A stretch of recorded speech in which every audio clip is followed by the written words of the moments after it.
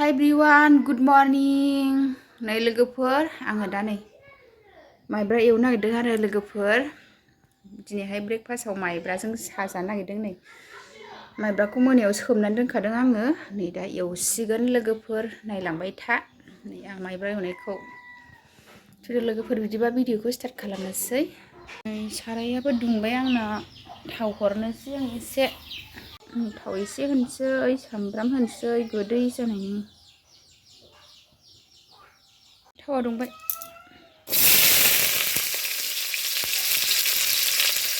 एसे होखानोसै नङाबा मोनामो थावआवनो होखानांगौ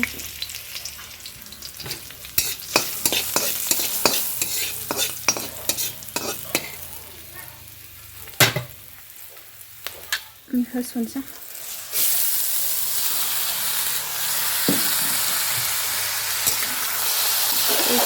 खोबहाब एवनोसै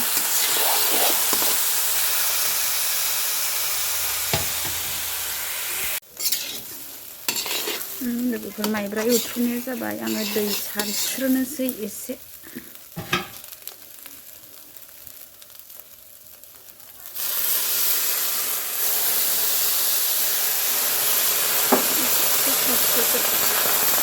खोबहाब एवनोसै आरो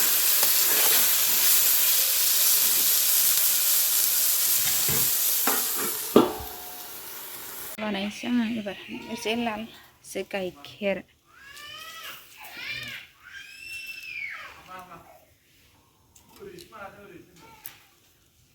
एवगासिनो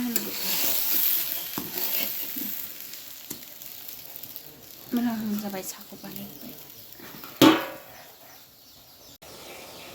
साहायाबो गोदौबाय एसे गाइखेर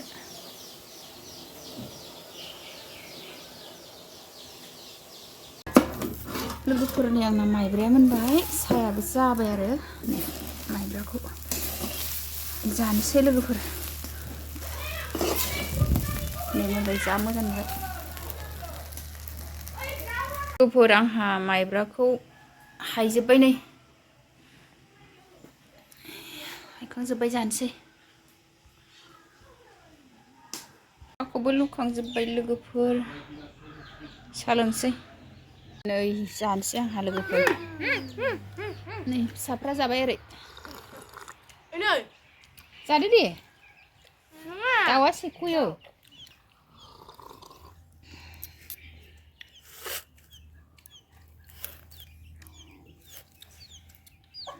बाहेरायावसो जादों जोंहा अर सायनायावसो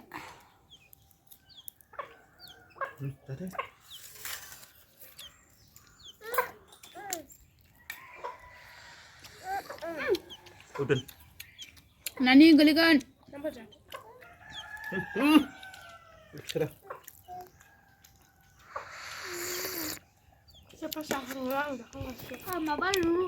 बोराया मोसौ लायखांबाय मालाय दै दौनो नागिरदों संख्रि होलायदों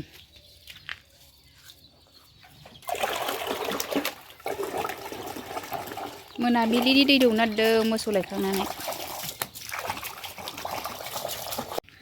बोरायाव मोसौ दै दौदों मालाय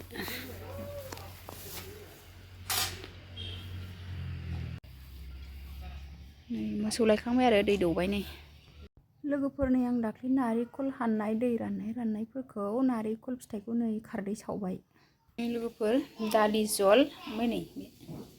नोरसिं बिलाइ जारि मानिमुनिजों दाउजों फ्राय जागोन आरो रेडि सुखाबाय दालि एरिखौ मैगं सायनानै दोनजोब्बाय आं नै दाउजों जानोसै बेखौ बे मैगंखौ नै लोगोफोर दालिखौ रुबाय आङो दालि जल खारदै सावदों आंहा लोगोफोर खारदै मैया गुमैयादि नारेंखल हानदोंमोन ना ओमफ्राय नै बेखौनो सावदों आरो नै दालिबो रुबाय नै खारदैयाबो खामजोब्बाय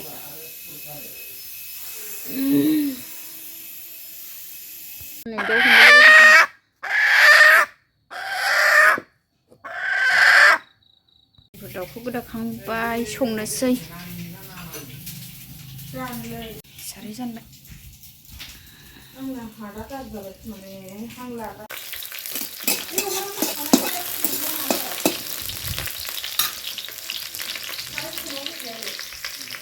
सामब्राम सेरबाय दाउनोसै लोगोफोरनि फानलु सामब्राम गुफुर देनायखौ थावआवनो होनानै मोजां एवखानोसां लोगोफोर ओमफ्राय बेदरखौ हरनोसै बेदर होसनबाय लोगोफोर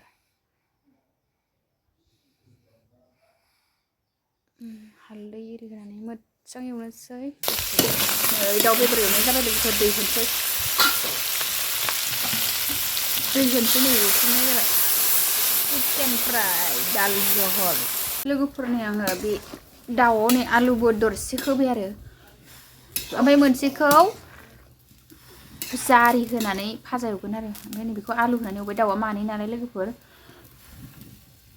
जारि होनायखौ एवथ'वाखै बेहा गोदौगासिनो लोगोफोर आलुजों दाउआ ओमफ्राय नै एबार नैबे जारिजों दाउजोंबो भाजा मोनसे एवगोन आरो लोगोफोर ख्रिस्टमासनि मानै जानोसै दिनैहाय संबावनोसै लोगोफोर बेयाव दाउआ गोदौगासिनो नै फिसालाया अर साबोदों ओमफ्राय आङो नै बैयाव गेसाव एवहैनोसै बेखौ बेसोरखौ गेसाव एवनो लांनोसै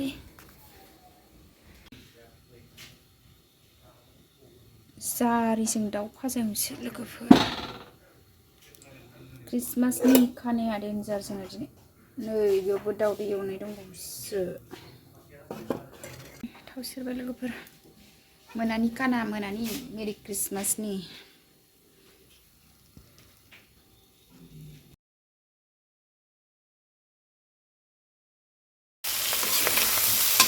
नै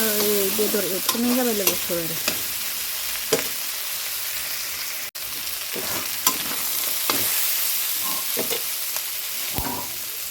मैगंखौ हरनोसै खामना बाबा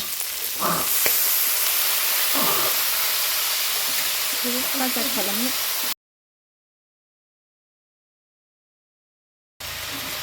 एवथुमनाय जाबाय लोगोफोर आङो दै होनोसै मोननो थाखाय दै एसे फ्राइस खालामखागोन आरो मोननैबो दाउ फ्राय मोनसे आलुजों संबाय मोनसेखौ नै बिलाइफोरजों संबाय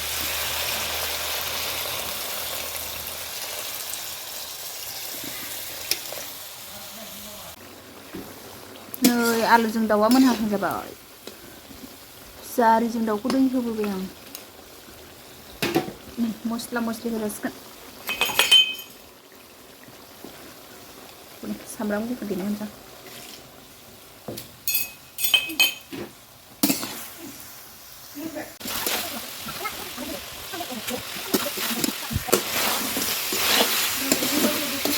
आलुजों दाउ मोनबाय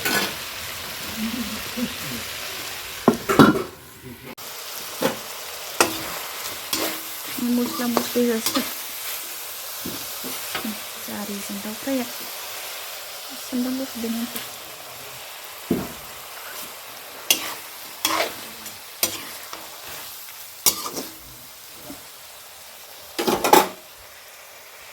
मस्ला मस्लि खालामबाय दुन्दिया होनोसै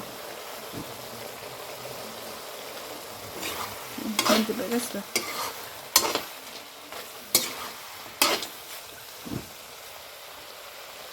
बे जारिजों दाउ नैबेहा आलुजों दाउ लोगोफोर आलुजों दाउआ ओइ फाग्ला आरो लोगोफोर गासिबो नैबेहा दालि गासिबो मोनजोब्बाय लोगोफोर दालि जल नैबे दाउदै एवनाय नैबे जारिजों दाउ नैबे आलुजों दाउ लोगोफोर मोनजोब्बाय लोगोफोराना गासिबो दसे थानानै जानोसै टाइमाबो बांद्राय जायाखै दासो 6ता जादों मोनानि लोगोफोर मोनानि संनायखौसो दिन्थिबाय आं दिनै नोंथांमोना सानाव संनायखौ खिथासै ओंख्रिखौ दिनैहाय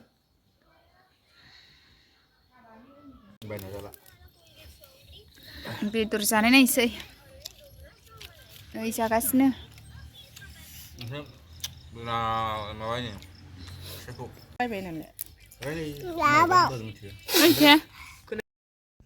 लोगोफोरनि आंहा दा ओंखाम खुरबाय नै ओंखाम जानोसै लोगोफोरनि ओंखाम जाबाय मोनानि बाय बाय दिनैनि ब्लगा बेखिनियानोमोन।